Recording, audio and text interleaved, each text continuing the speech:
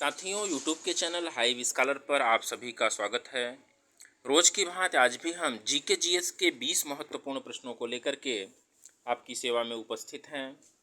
और आइए देखते हैं आज के महत्वपूर्ण प्रश्नों की श्रृंखला का पहला प्रश्न। पहला प्रश्न है, भारत की पहली बोलती फिल्म आलम आरा के निर्देशक कौन थे? ए विकल्प दिया हुआ है अर्देशीर ईरानी, बी है जोसेफ डेविड, सी है सत्यजीत राय और डी है ऋत्विक घटक।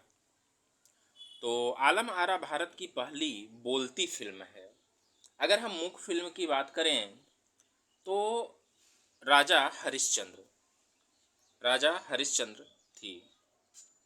यहाँ पर प्रश्न पूछा जा रहा है कि जो आलम आरा फिल्म थी इसके निर्देशक कौन थे?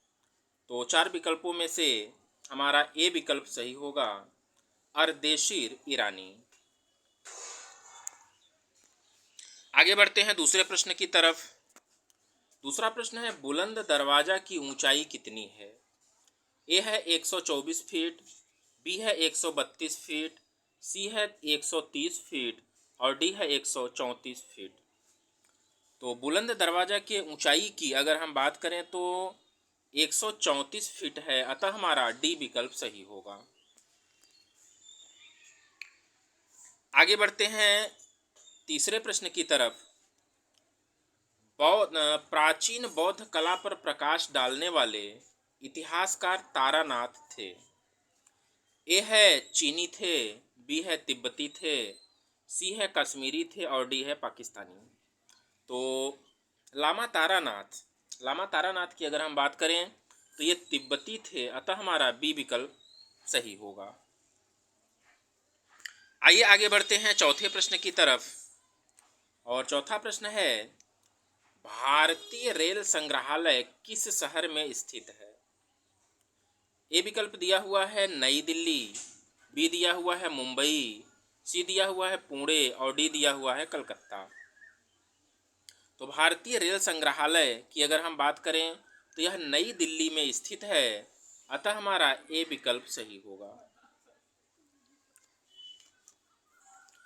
आगे बढ़ते हैं हम लोग पांचवें प्रश्न की तरफ। और पांचवा प्रश्न है, वंदे भारत एक्सप्रेस किस देश में बनाई गई है? ए है उत्तर प्रदेश, बी है मध्य प्रदेश, सी है भारत और डी है गुजरात।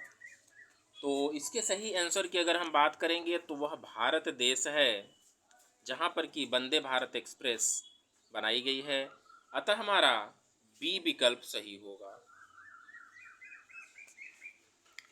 आगे बढ़ते हैं छठे प्रश्न की तरफ। और छठा प्रश्न है, भारत में 1770 में स्थापित पहला बैंक कौन सा था? 1770 की बात कही जा रही है। ए विकल्प दिया हुआ है बैंक ऑफ हिंदुस्तान, बी है बैंक ऑफ इंडिया, सी है बैंक ऑफ बड़ौदा और डी है इनमें से कोई नहीं। तो भारत में 1770 में स्थापित पहला बैंक बैंक ऑफ हिंदुस्तान था, अतः हमारा ए विकल्प सही होगा। आगे बढ़ते हैं सातवें प्रश्न की तरफ। सातवां प्रश्न है, भारत के किस गवर्नर जनरल के शासनकाल में रेलवे लाइन की स्थापना की गई? ए विकल्प दिया हुआ है लॉर्ड डलहौजी, बी दिया हुआ है लॉर्ड कैनिंग, सी दिया हुआ है लॉर्ड डफरिन और डी दिया हुआ इनमें से कोई नहीं। तो इसके सही उत्तर की अगर हम बात करेंगे तो लॉर्ड डलहौजी हैं, अतः हमारा ए विकल्प सही होगा। आगे बढ़ते हैं आठवें प्रश्न की तरफ। और आठवां प्रश्न है,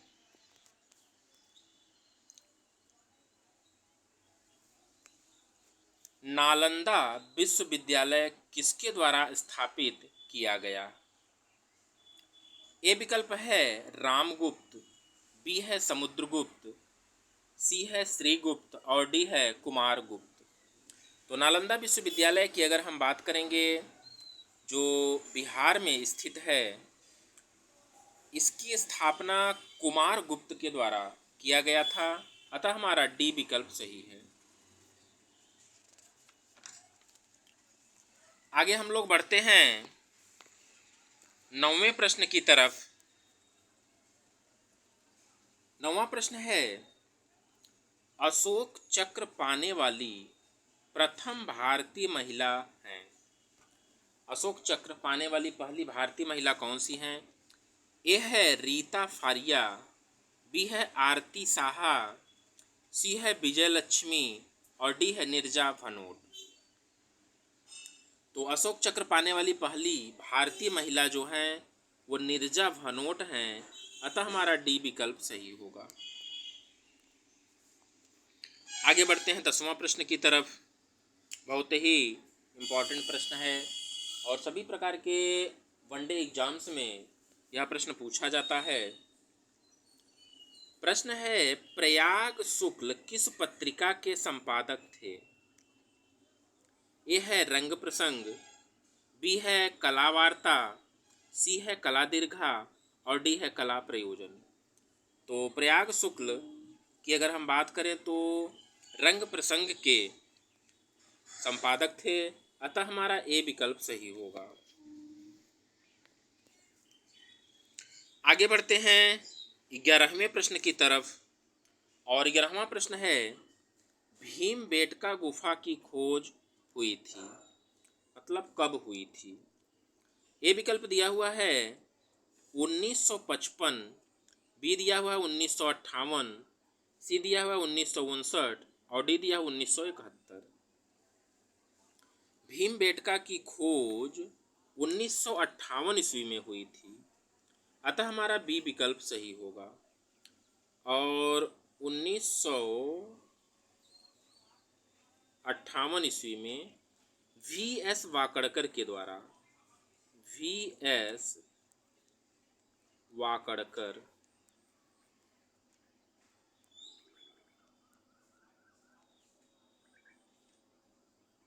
V.S. वाकड़कर के द्वारा भीमबेटका की खोज 1958 ईस्वी में की गई थी। तो आगे बढ़ते हैं 12वें प्रश्न की तरफ। 12वां प्रश्न है, नए संसद भवन के वास्तुकार कौन हैं? नए संसद भवन के वास्तुकार को पूछा जा रहा है। ए है चार्ल्स कोरिया, बी है मदनलाल लागर, सी है बिमल पटेल और डी है इनमें से कोई नहीं। तो नया संसद भवन जो बना हुआ है उसके वास्तुकार की अगर हम बात करेंगे तो बिमल पटेल जी हैं, अतः हमारा सी विकल्प सही होगा। आगे बढ़ते हैं हम लोग 13वें प्रश्न की तरफ और 13वां प्रश्न है, USB का पूरा नाम क्या है? ए विकल्प दिया हुआ है यूनिवर्सल सीरियल बस, बी दिया हुआ है यूनिक सीरियल बस, सी दिया हुआ है यूनिवर्सल सेगमेंट बस और डी दिया हुआ है यूनिक सेगमेंट बस। तो USB के पूरे नाम फुल फॉर्म की अगर हम बात करेंगे तो यूनिवर्सल सीरियल बस होता है, अतः हमारा ए विकल्प सही होगा। आगे बढ़ते हैं 14वें प्रश्न की तरफ और 14वां प्रश्न हमारे स्क्रीन पर आ चुका है। संविधान के अनुसार भारत की राजभाषा क्या है? ए है अंग्रेजी, बी है हिंदी, सी है उर्दू और डी है तेलुगु। तो संविधान के अनुसार भारत की जो राजभाषा है वो हिंदी है, अतः हमारा बी विकल्प सही होगा। आगे बढ़ते हैं हम लोग आज के 15वें प्रश्न की तरफ और 15वां प्रश्न हमारे स्क्रीन पर आ चुका है। भारत में वायु परिवहन का राष्ट्रीयकरण कब हुआ? ए है 1952, बी है 1950, सी है 1951 और डी है 1953। तो भारत में वायु परिवहन का राष्ट्रीयकरण 1953 में किया गया था, अतः हमारा डी विकल्प सही होगा।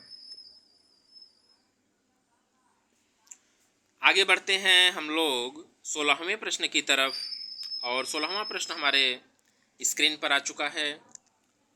भगवान महावीर व वन्य जीव अभयारण्य किस राज्य में स्थित है?